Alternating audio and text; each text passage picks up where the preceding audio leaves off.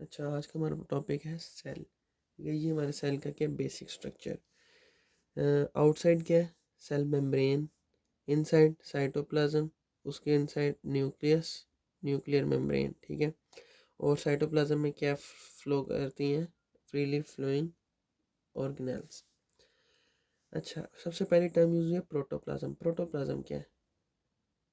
Cytoplasm and nucleus, मतलब cytoplasm और nucleus are both collectively called protoplasm, ठीक है।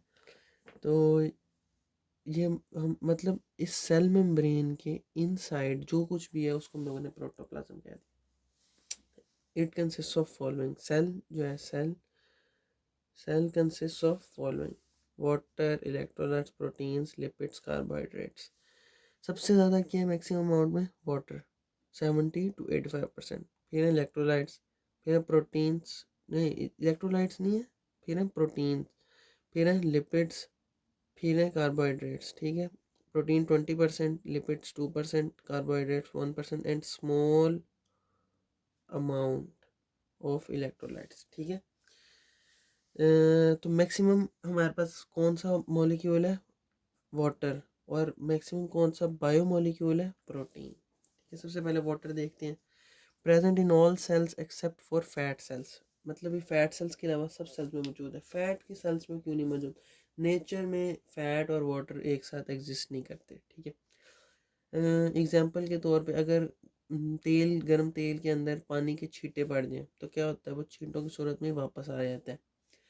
या फिर अगर हम लोग पानी के गिलास में तेल डाल दें तो वो इकट्ठे ही होकर एक जगह ऊपर आ जाता है, मतलब ये दोनों इकट्ठे एग्जिस्ट नहीं करते। तो इसलिए फैट सेल्स के अंदर ये नहीं मौजूद। इंपॉर्टेंट चीज़ें याद रखनी है that water is present in all cells except for fat cells. उसके बाद हमारे पास इलेक्ट्रोलाइट्स, ठीक है।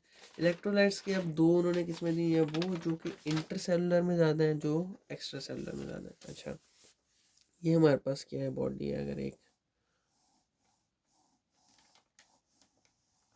ठीक है। ये उसके हम लोग कह देते हैं ब्लड में। ये चीज़ मैंने पिछले लेक्चर में बताई हुई है, ठीक है। ये उसके क्या है? सेल्स हैं। तो ब्लड और इंटरस्टिशियल फ्लूइड, मतलब ये सेल और ब्लड के दरमियान में क्या था? Interstitial fluid. ये क्या हमारे पास है? Blood, cell. तो सेल के अंदर क्या होता है? Inter intracellular fluid. और ये क्या है? ब्लड। तो ब्लड और इंटरस्टिशियल फ्लूइड कंबाइन हम लोगों ने बोला था एक्स्ट्रा सेलुलर फ्लूइड, ठीक है। तो कुछ इलेक्ट्रोलाइट्स जो है ना वो इंट्रा सेलुलर में ज़्यादा है, मतलब इस सेल के अंदर, कुछ जो है एक्स्ट्रा सेलुलर में ज़्यादा है। मतलब कि ये हम लोग अगर एक जनरली सेल ले लें तो कुछ इलेक्ट्रोलाइट्स इस सेल के अंदर ज़्यादा है, कुछ इससे बाहर ज़्यादा है, ठीक है। अगर हम लोग ले लें सोडियम क्लोराइड, बाइकार्बोनेट आयन और कैल्शियम, तो ये क्या है? आउटसाइड ज़्यादा है इस सेल के बाहर। अंदर भी है लेकिन आउटसाइड ज़्यादा है। मतलब कि अगर इनके कुछ चैनल खुल जाए यहाँ पे, सोडियम चैनल जब खुल जाए तो बाहर से अंदर आएंगे, क्योंकि आउटसाइड ज़्यादा है और इनसाइड थोड़ा है, ठीक है। इनसाइड भी है आउटसाइड भी है लेकिन आउटसाइड ज़्यादा है। फिर दूसरे हमारे पास अगर इंटरसेलुलर में देखें तो हमारे पास कौन कौन से आते हैं? पोटाशियम, मैग्नीशियम, उसके बाद फॉस्फेट, उसके बाद सल्फेट। तो ये हमारे पास क्या है? इनसाइड ज़्यादा है। तो अगर इनके चैनल खुले, मतलब कि पोटाशियम के लीकी चैनल्स हम लोगों ने पढ़े थे नर्व सेल्स के अंदर, तो वो जब खुलते थे तो क्या होता था कि पोटाशियम इनसाइड से बाहर आता था। तो ये क्या है कि इनसाइड ज़्यादा है। अच्छा, उसके बाद है हमारे पास प्रोटीन्स। प्रोटीन्स जो है वो 20% है सेल के अंदर, ठीक है। ये प्रोटीन्स दो टाइप्स की हैं, एक स्ट्रक्चरल और एक फंक्शनल, ठीक है। स्ट्रक्चरल जो है ना उनको हम लोग कहते हैं फिब्रिलर प्रोटीन्स, फिब्रिलर प्रोटीन्स। और फंक्शनल जो है वो ज़्यादातर क्या है, इंजाइम्स या फिर हॉर्मोन्स भी होते हैं। ये क्या है, फंक्शनल। स्ट्रक्चरल अब देखते हैं कौन कौन से हैं। स्ट्रक्चरल को हम लोगों ने 3 टाइप्स में डिवाइड किया हुआ है, माइक्रोफिलामेंट्स, इंटरमीडिएट फिलामेंट्स और माइक्रोट्यूब्यूल्स। माइक्रोट्यूब्यूल्स नाम से पता चल रहा है ट्यूब्यूलर। तो ट्यूब्यूलर हमारे पास क्या है, सीलिया, फ्लैजिला, उसके बाद सेंट्रियोल्स। ठीक है, मतलब जो सेंट्रियोल से निकलती थी हमारे पास क्या स्पिंडल फाइबर्स, वो भी क्या थे, माइक्रोट्यूब्यूल्स। उसके बाद हमारे पास है इंटरमीडिएट फिलामेंट। इंटरमीडिएट फिलामेंट में क्या एग्जांपल है इसकी, केराटिन प्रोटीन। ठीक है, उसके बाद माइक्रो फिलामेंट्स में क्या है, एक्टिन, मायोसिन। ये जो मसल्स में मौजूद थे हमारे पास, जो कि मसल कॉन्ट्रैक्शन कराते थे, एक्टिन, मायोसिन। तो फिलामेंट्स हम लोगों ने उधर भी उसको बोला था फिलामेंट्स। तो फिलामेंट्स कौन से हो गए, एक्टिन, मायोसिन। ट्यूब्यूलर कौन से हो गए, सीलिया, फ्लैजिला और सेंट्रियोल। और इंटरमीडिएट कौन सी होगी, केराटिन। और जो फंक्शनल है वो हम लोगों को पता है, प्रोटीन्स जो है वो कौन कौन से, इंजाइम्स और हॉर्मोन्स। अच्छा, उसके बाद हमारे पास है लिपिड्स। अब लिपिड्स जो है ना 2% है सेल में, और ये प्रेजेंट है 3 टाइप्स के। कौन कौन से, कोलेस्ट्रॉल, ट्राइग्लिसराइड्स और फॉस्फोलिपिड्स। अच्छा, सबसे पहले देखते हैं फॉस्फोलिपिड्स। फॉस्फोलिपिड हम लोग को पता है कहाँ पे मौजूद होते हैं, हमारे सेल मेम्ब्रेन के अंदर। ऐसे करके क्या बनाते हैं ये, फॉस्फोलिपिड बाइलेयर। इस फॉस्फोलिपिड बाइलेयर के अंदर हम लोग को पता है कि क्या मौजूद होती है, स्मॉल अमाउंट ऑफ कोलेस्ट्रॉल। अच्छा, उसके बाद ट्राइग्लिसराइड्स कहाँ पे मौजूद है, यहाँ पे लिखे है ट्राइग्लिसराइड। तो ट्राइग्लिसराइड मौजूद होते हैं कहाँ पे, फैट सेल्स में। 95% of triglycerides are present in fat cells. Triglycerides हम लोगों को पता है कि ये हमारे पास एक होता है ग्लिसरॉल, और ये क्या 3 फैटी एसिड से अटैच होता है। ठीक है, तो ये क्या बना देता है, ट्राइग्लिसराइड। अच्छा, उसके बाद हमारे पास है कार्बोहाइड्रेट्स। कार्बोहाइड्रेट्स, अच्छा कार्बोहाइड्रेट्स 1% मौजूद है। और इनकी 3 बेसिक फंक्शन है, एक न्यूट्रिशन, दूसरा स्टोरेज, तीसरा स्ट्रक्चर। न्यूट्रिशन हम लोगों को पता है कि बेसिक जो खुराक है सेल की वो क्या है, ग्लूकोज। ग्लूकोज क्या है, कार्बोहाइड्रेट्स। तो जाहिर सी बात है सेल में कार्बोहाइड्रेट्स मौजूद होंगे। उसके बाद जितनी अमाउंट ऑफ हम लोगों ने ग्लूकोज यूज़ कर लिया, तो उसके अलावा जितनी हम लोगों ने स्टोर करनी है वो ग्लाइकोजन की फॉर्म में करनी है। तो ग्लाइकोजन भी क्या है, कार्बोहाइड्रेट। उसके बाद कुछ हमारे पास स्ट्रक्चर्स मौजूद होते हैं सेल में, मेम्ब्रेन में, ग्लाइकोलिपिड, ग्लाइकोप्रोटीन्स। अब ये ग्लाइको आ गया, मतलब ये क्या है कि combination of lipids and carbohydrates, combination of proteins and carbohydrates. तो ये भी क्या है, कार्बोहाइड्रेट्स। तो ये कहाँ पे मौजूद है, स्ट्रक्चर बनाने में, मतलब सेल मेम्ब्रेन में या किसी और स्ट्रक्चर में, किसी ऑर्गेनेल की मेम्ब्रेन की स्ट्रक्चर बनाने में। तो ये हम लोग को पता है कि ग्लूकोज और ग्लाइकोजन आर इंटरकन्वर्टेबल। यूज़ कर लिए, करना है ग्लूकोज, उसके बाद यूज़ कर लिया, एक्सेस है, converted into glycogen and stored. फिर ग्लाइकोजन, अब बॉडी में ग्लूकोज की कमी हो रही है, ग्लाइकोजन कन्वर्टेड इनटू ग्लूकोज। उसके बाद हम लोग देखते हैं cell membrane. Cell membrane composition इसकी क्या है, proteins 55%, phospholipids 25%, cholesterol 13%, other lipids 4%, carbohydrates 3%। ये जो इनकी कंपोजिशन है ये वेरी होती रहती है। ठीक है, सेल टू सेल वेरी होती रहती है। स्ट्रक्चर क्या है इसका, लिपिड बाइलेयर। ठीक है, मतलब वही जो ये मैंने बनाया हुआ है कि ये ये फॉस्फोलिपिड है एक, और यहाँ पे आ गया फॉस्फोलिपिड दूसरा, तो ये क्या हो गया, बाई। और लेयर मतलब यहाँ पे आ गया, हम लोग जोड़ते जाएं जोड़ते जाएं। ठीक है, तो ये क्या बनते जाएंगे, फॉस्फोलिपिड बाई लेयर। अच्छा जी, तो इसका हम लोगों को पता है कि जो ये हेड है ना फॉस्फोलिपिड्स का, ये हेड हमेशा क्या होता है, हाइड्रोफिलिक। हाइड्रोफिलिक मतलब कि ये वाटर लवर है ये। और इसकी ये टेल्स क्या है, हाइड्रोफोबिक। क्योंकि जो टेल्स हैं ये असल में होती हैं फैटी एसिड्स, ठीक है। तो ये क्या होती हैं, हाइड्रोफोबिक। और ये हेड क्या है, हाइड्रोफिलिक। ये मतलब heads, hydrophilic head and hydrophobic tails. Hydrophobic का मतलब है कि ये वाटर से दूर भागती हैं, फोबिया इनको वाटर से। और फिलिक का मतलब है लव, तो ये मतलब वाटर लवर्स हैं। अच्छा, उसके बाद थ्रू दिस लिपिड और फैट सॉल्युबल्स कैन पास। अच्छा, तो ये जो लिपिड है, ये जो लिपिड बाई लेयर है, इसके अंदर से ये मतलब मेम्ब्रेन है सेल की, ठीक है। ये सेल है, उसकी मेम्ब्रेन है।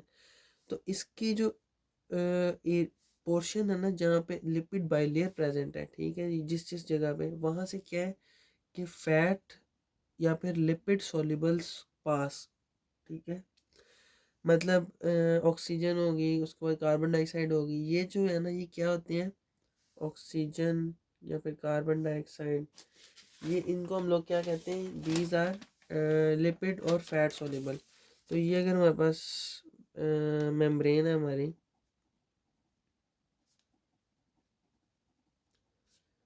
तो यहाँ पे अगर हमारे पास ऑक्सीजन है या फिर कार्बन डाइऑक्साइड है, तो वो इसके अंदर से डिफ्यूज़ करके आराम से चली जाती है, ठीक है। उसको किसी किस्म की और चीज़ की ज़रूरत नहीं है, ठीक है।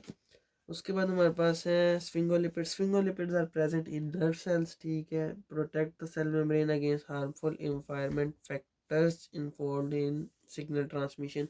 सिग्नल ट्रांसमिशन मतलब नर्व सेल्स में मौजूद है, तो सिग्नल ट्रांसमिशन से तो ताल्लुक हो गई। अच्छा जी,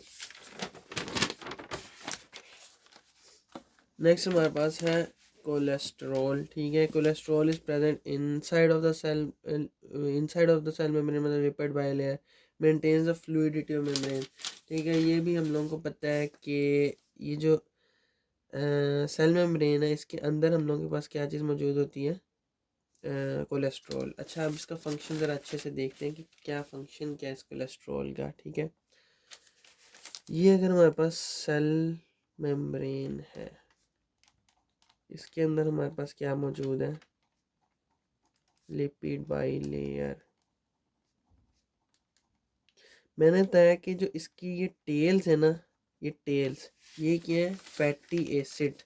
मतलब ये एक टेल भी फैट, एक चेन भी फैटी एसिड है, ये दूसरी चेन भी फैटी एसिड की एक चेन है, ठीक है। ये टेल क्या है, एक चेन है। चेन का मतलब है कि यहाँ पे इस तरह करके carbon carbon carbon carbon carbon जुड़े हुए हैं। तो ये, और एंड पे क्या है, COOH मतलब एसिड। तो ये एक टेल होगी। इसी तरह C carbon carbon carbon carbon carbon COH जुड़ा हुआ है। तो ये क्या होगी, दूसरी टेल होगी किसकी, फैटी एसिड की। तो अगर यहाँ पे डबल बॉन्ड या ट्रिपल बॉन्ड आ जाए तो क्या होगा कि अनसैचुरेटेड हो जाएगा। मैंने एक फॉर्मूला बताया हुआ है, SSS का फॉर्मूला। सिंगल बॉन्ड तो क्या होगा कि सैचुरेटेड फैटी एसिड और सॉलिड। तो इसका अगर ऑपोजिट हो जाए, अगर डबल बॉन्ड आ जाए या फिर ट्रिपल बॉन्ड आ जाए, तो ये क्या होगा, अनसैचुरेटेड, और सॉलिड की बजाय क्या हो जाएगा, लिक्विड। अगर हमारी सेल मेम्ब्रेन लिक्विड ही फॉर्म में आ जाएगी तो क्या होगा कि उसके अंदर फ्लूइडिटी ज़्यादा हो जाएगी, उसका एग्जिस्ट करना मुश्किल हो जाएगा। ये एक जगह पे नहीं रहेगी, ऐसे ऐसे ऐसे ऐसे ऐसे, इसका स्ट्रक्चर बड़ा अजीब हो जाएगा, फ्लूइडिटी सी आ जाएगी। तो उसके लिए हम लोगों ने यहाँ पे क्या रखा है, कोलेस्ट्रॉल। कि अगर किसी किस्म की फ्लूइडिटी आ रही है तो ये कोलेस्ट्रॉल उसको क्या करेगा, कम करेगा। क्योंकि कोलेस्ट्रॉल क्या है, कोलेस्ट्रॉल इज फैट। फैट का मतलब है कि ये क्या है, सैचुरेटेड फैटी एसिड। तो सैचुरेटेड का मतलब क्या है, that it is solid form. Cholesterol क्या है, इन सॉलिड फॉर्म। तो ये समझ लगी ना कि ये जो ये एक टेल, ये एक टेल है, ये एक टेल, दूसरी एक टेल है, ठीक है। यहाँ पे इस तरह करके हेड है। तो इस टेल के अंदर अगर डबल या ट्रिपल बॉन्ड आ जाएगा तो ये क्या हो जाएगी, यहाँ पे फ्लूइडिटी, जितनी ज़्यादा डबल या ट्रिपल बॉन्ड उतनी ज़्यादा लिक्विड फॉर्म। तो उसको कम करने के लिए हम लोगों ने यहाँ पे क्या रखा है, फैट। अच्छा जी, उसके बाद हम लोग देख लेते हैं प्रोटीन्स। अब प्रोटीन्स दो टाइप्स के होते हैं, पेरिफेरल और इंटेग्रल। अच्छा पहले मैं बता दूं, अब पेरिफेरल इंटेग्रल प्रोटीन्स कौन से होते हैं। गाइटन के ऊपर जो सेल मेम्ब्रेन की डायग्राम है वो देख लेते हैं हम लोग, ठीक है। ये हमारे पास सेल मेम्ब्रेन है इस तरह, ये लिपिड बाई लेयर है, ये एक फॉस्फोलिपिड आ गया ऐसे करके, ये दूसरा ऐसे, ये क्या फॉस्फोलिपिड की बाई लेयर। अच्छा जी, उसके बाद ये हमारे पास क्या है, प्रोटीन्स, जो कि क्या है, embedded. Proteins are embedded inside the phospholipid bilayer. अच्छा अब ये जो प्रोटीन है, यहाँ पे इसके इनसाइड जो है ये क्या है, कोलेस्ट्रॉल मौजूद। अच्छा अब ये जो प्रोटीन है ये दो टाइप्स की है। एक है इंटेग्रल, मतलब इन एक ये जो प्रोटीन है ये बिल्कुल अंदर धसा हुआ है, लेकिन ये भी एक प्रोटीन है जो कि अलग है। ये तो अलग है, ये तो इसके साथ अटैच ही नहीं है। ये किसके साथ अटैच है, इस इंटेग्रल प्रोटीन के साथ। तो इसको हम लोग क्या कह देते हैं, पेरिफेरल। ये जो देखो यहाँ पे इन्होंने क्या हुआ, ये this is peripheral protein and this is integral protein, ठीक है। समझ लगी पेरिफेरल और इंटेग्रल प्रोटीन की। अच्छा इसके बाद सबसे पहले जो इंटेग्रल प्रोटीन है हमारे, उनकी हम लोग देख लेते हैं कि किस किस तरह के मौजूद है, ठीक है। सबसे पहले हमारे पास है चैनल्स, चैनल प्रोटीन्स, उसके बाद है कैरियर प्रोटीन्स, उसके बाद है रिसेप्टर्स। ये देखते हैं कि क्या है। अच्छा जी, ये हमारे पास क्या है, हमारी सेल मेम्ब्रेन आ गई एक किस्म की, ठीक है। ये हमारे पास ये मतलब समझ लेना कि यहाँ पे इस तरह इस तरह इस तरह इस तरह इस तरह फॉस्फोलिपिड्स जुड़े हैं हमारे पास, ठीक है ना। उसके अंदर ये प्रोटीन धसा हुआ है हमारे, ठीक है, दो प्रोटीन है ऐसे करके। अब हमने बात की चैनल प्रोटीन और कैरियर प्रोटीन्स की, ठीक है। अब क्या है कि एक इनमें से हमारे पास चैनल प्रोटीन, ये है चैनल और ये है कैरियर। अच्छा तो अगर हमारे पास यहाँ पे सोडियम है जो कि बहुत ज़्यादा अमाउंट में मौजूद है आउटसाइड, ये क्या आउटसाइड, ये है इनसाइड, देख लेता हूँ, आउटसाइड और ये क्या है, इनसाइड।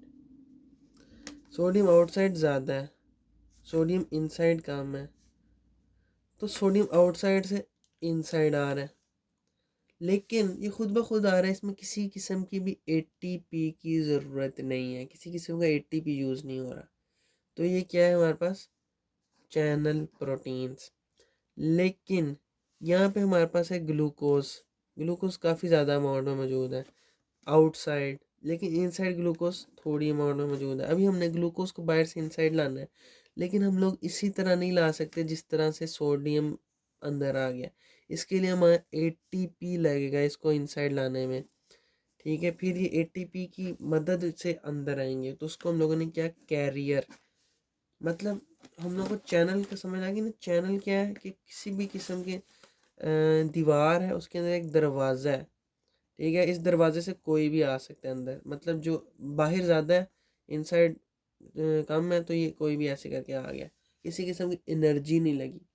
लेकिन यहाँ से एक चीज़ है जो कि अंदर नहीं आ सकती, उसके लिए हम लोगों को उसको उठाना है, कैरी करना है और फिर यहाँ लेके आना है, तो वो क्या है, कैरियर। तो समझ लगी ना फ़र्क। इसमें क्या है, एटीपी यूज़ होंगे क्योंकि कैरी करके हम लोग ला रहे हैं, इसमें एटीपी नहीं यूज़ हो रहा है क्योंकि हम लोग इसको कैरी नहीं कर रहे। अच्छा उसके बाद हमारे पास क्या है, रिसेप्टर्स। रिसेप्टर्स क्या है कि मतलब सेल मेम्ब्रेन में क्या मौजूद है, रिसेप्टर प्रोटीन्स भी। रिसेप्टर प्रोटीन्स में कन्फर्मेशनल चेंजेस, मतलब कुछ भी इनके साथ आके अटैच होता है तो ये सिग्नल देते हैं कि भाई ये चीज़ आके अटैच हो गई है। किसी भी किस्म का सेकंड मैसेंजर लीव कर देते हैं, मतलब कि यहाँ पे अगर हमारे पास ये कोई किसी किस्म का प्रोटीन है, ठीक है, जिसको हम लोग क्या क्या कह रहे हैं, रिसेप्टर प्रोटीन, ठीक है। तो यहाँ पे क्या कोई भी मॉलिक्यूल आके अटैच हुआ, कोई भी था मॉलिक्यूल, ये इधर आके अटैच हो गया, ठीक है। अब जैसे ही इधर आके अटैच हुआ तो इसने एक सिग्नल अंदर सेंड कर दिया, सिग्नल जिसको हम लोग सेकंड मैसेंजर भी बोल सकते हैं। ये एक मैसेंजर आके अटैच हुआ, यहाँ से एक दूसरा मैसेंजर सेल के अंदर चला गया, सेकंड मैसेंजर। ये नहीं आया यहाँ से यहाँ पे, बल्कि इस प्रोटीन ने एक और चैनल यहाँ पे कि एक सिग्नल सेंड कर दिया कि भाई ये चीज़ आके मेरे साथ अटैच हो गई है, ठीक है। अच्छा, उसके बाद जो है हमारे पास क्या है, पेरिफेरल प्रोटीन्स। वो peripheral proteins are attached to integral, ये हमने देख लिया। दे आर आइदर एंजाइम्स और कंट्रोलर ऑफ ट्रांसपोर्ट। अच्छा, तो ये किस तरह से है, मतलब कि ये हमारे पास एक इंटीग्रल प्रोटीन है, ठीक है। ये हमारी सेल मेम्ब्रेन हो गई, ठीक है जी।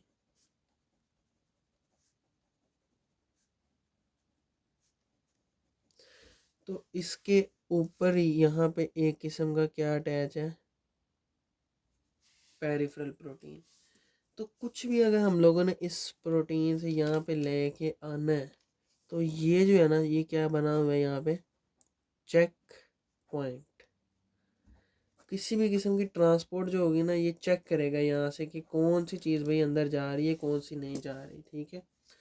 और दूसरे किस्म के कौन से हैं यहाँ पे, कोई भी इंजाइम अटैच है इसने मतलब किसी भी वक्त इसका काम आना है, इसने डिटैच हो जाना है, अपना फंक्शन परफॉर्म करना है। तो दो किस्म के फंक्शंस ये परफॉर्म करें, एक आइदर इंजाइम्स और controller of transport, check points एक किस्म के। उसके बाद हमारे पास है कार्बोहाइड्रेट्स। वो कौन से, आइदर ग्लाइकोलिपिड, ग्लाइकोप्रोटीन। तो जोन से कार्बोहाइड्रेट्स ग्लाइकोलिपिड्स के साथ अटैच है वो ग्लाइकोलिपिड बोल दिए, जो प्रोटीन के साथ अटैच है उनको ग्लाइकोप्रोटीन्स बोल दिया। अच्छा जी, यहाँ पे ये एक प्रोटीन है, प्रोटीन के साथ ये जो कार्बोहाइड्रेट अटैच है, तो इसको हम लोगों ने सबको कलेक्टिवली क्या बोल दिया कि ये हमारे पास क्या है, ग्लाइकोप्रोटीन। यहाँ पे ये जो कार्बोहाइड्रेट है ये अटैच है लिपिड बाइलेयर के साथ, तो इस सब को हम लोगों ने क्या बोल दिया कि ये क्या है, ग्लाइकोलिपिड्स। ये क्या, ग्लाइकोप्रोटीन, ये क्या है, ग्लाइकोलिपिड। अच्छा, अब इनका क्या फंक्शन था, ये भी एक किस्म के रिसेप्टर्स थे, रिसेप्टर्स इन केस ऑफ हमारे पास इंसुलिन। ये अगर इंसुलिन हम लोग की केस लेना, तो क्या होता है कि ये एक प्रोटीन है, उसके साथ क्या अटैच है, कार्बोहाइड्रेट। तो ये कलेक्टिवली क्या परफॉर्म करें, रिसेप्टर, ठीक है। ये क्या बने हुए हैं, रिसेप्टर।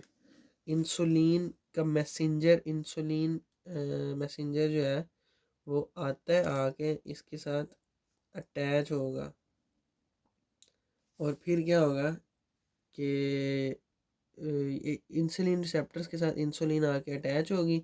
तो फिर क्या होगा कि ये मैसेज देगा अंदर और कहेगा कि भाई इंसुलिन आ गई है।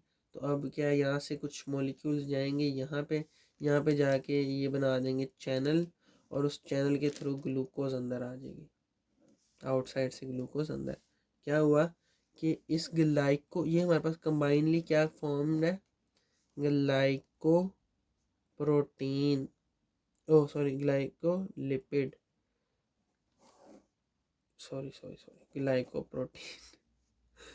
ग्लाइकोप्रोटीन के साथ क्या अटैच होगा आके, जो इंसुलिन ने इनसाइड फंक्शन एक मैसेज सेंड किया, मैसेज के जी इंसुलिन आ गई, इंसुलिन आई है, तो यहाँ से एक मॉलिक्यूल गया, यहाँ पे बना दिया उन्होंने चैनल प्रोटीन, कैरियर प्रोटीन, और ग्लूकोज को हम लोग आउटसाइड से इनसाइड लिया, ठीक है। अब ये सब कुछ था हमारे पास सेल मेम्ब्रेन के लिए। इसके बाद हम लोग न्यूक्लियस है, न्यूक्लियस नेक्स्ट लेक्चर में देखेंगे।